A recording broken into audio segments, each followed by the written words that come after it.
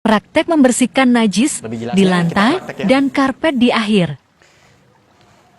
Ini misalnya adalah tai ayam. Ini kalau kita siram langsung, seperti ini, maka najisnya bukan di sini saja, tapi ini seluruhnya menjadi najis. Tapi cara membersihkan yang benar, kita bikin najis hukmiyah dulu. Kenapa? Karena kalau sudah menjadi najis hukmiyah, tinggal disiram sekali beres. Caranya bagaimana? Pertama kita lap dulu najisnya.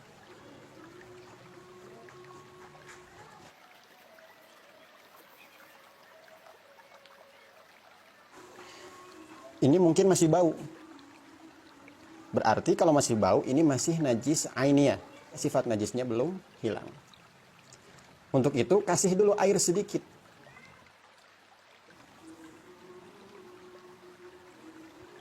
Setelah dikasih air, kita lap.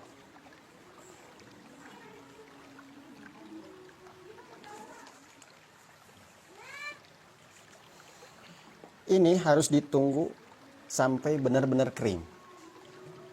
Kalau masih lembab, dia masih ainiyah najisnya. Kenapa? Karena lembaban dari air tersebut termasuk dari zat najis yang tadi. Maka tunggu sampai benar-benar kering. Setelah benar-benar kering, barulah dia menjadi najis hukmiyah. Kalau sudah jadi najis hukmiyah, maka kita tinggal siram sekali.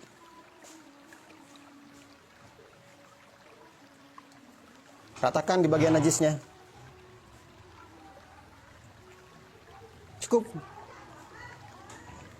Ini suci.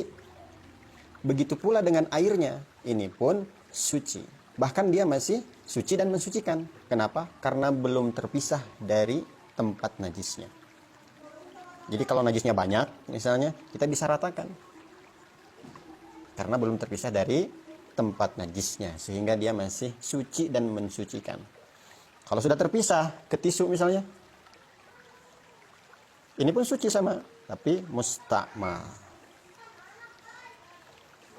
Ini boleh dilap ataupun tidak, silahkan. Tapi kalau tidak dilap, takutnya bikin orang terpleset. Untuk itu silahkan dilap saja. Disiramnya boleh sedikit, yang penting merata. Kalau sekali siram tidak merata, bisa diratakan oleh tangan. Ini contohnya air kencing. Bagaimana cara mensucikannya? Pertama kita lap dulu air kencingnya.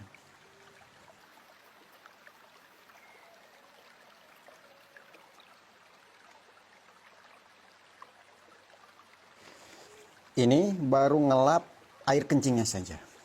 Kalau baru dilap seperti ini, dia masih najis ainiyah. Kenapa? Karena dia masih bau pesing.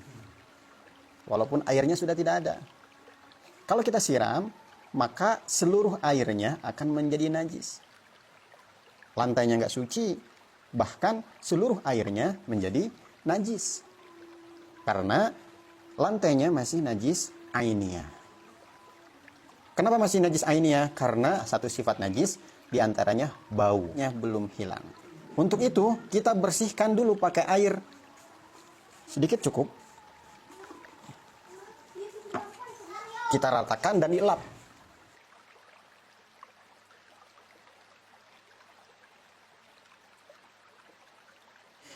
Tunggu sampai benar-benar kering total. Kalau masih dalam keadaan lembab seperti ini masih najis ainiyah. Kalau kita siram, maka seluruhnya menjadi najis. Bukan mensucikan, tapi malah membuat seluruh airnya menjadi najis. Najisnya menyebar. Ataupun dipel, maka seluruhnya menjadi najis. Untuk itu, tunggu sampai benar-benar kering total. Bisa dibiarkan, atau dibantu dengan dilap lagi.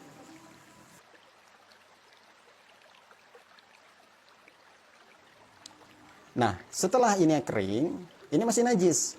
Najisnya najis hukmiyah. Kalau sudah jadi najis hukmiyah, tinggal sekali siram.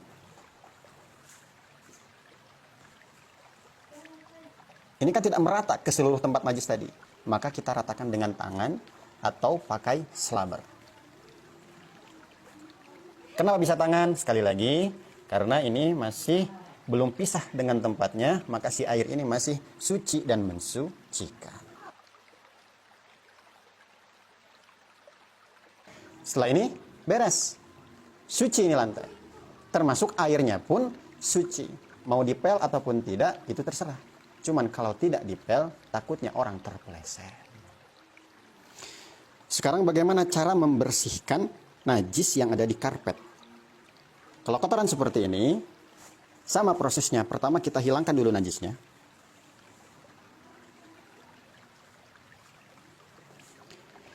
Ini masih berwarna, maka dia masih najis ainiyah.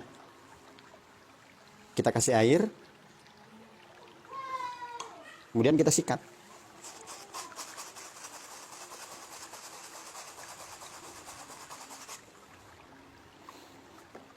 Hilang warnanya, tapi masih ada airnya. Berarti dia masih najis ainiyah. Untuk itu, kita tunggu sampai kering total. Kalau tidak kering total, kita siram, maka seluruhnya menjadi najis. Ini biar cepat saja ya. Ini misalnya najis yang tadi baru disikat. Sudah hilang warnanya, juga sudah hilang airnya, zatnya, dia sudah kering total. Kalau seperti ini masih najis. Tapi najisnya najis hukmiyah. Untuk itu kita tinggal siram sekali saja.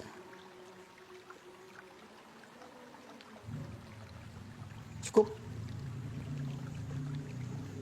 Ini bisa dibiarkan atau bisa kita lap supaya cepat kering.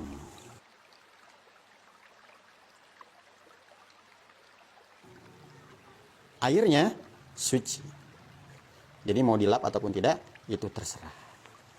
Wallahu a'lam. Lalu bagaimana jika kotorannya ada di samping seperti ini? Kalau kita langsung siram, kita siram nih,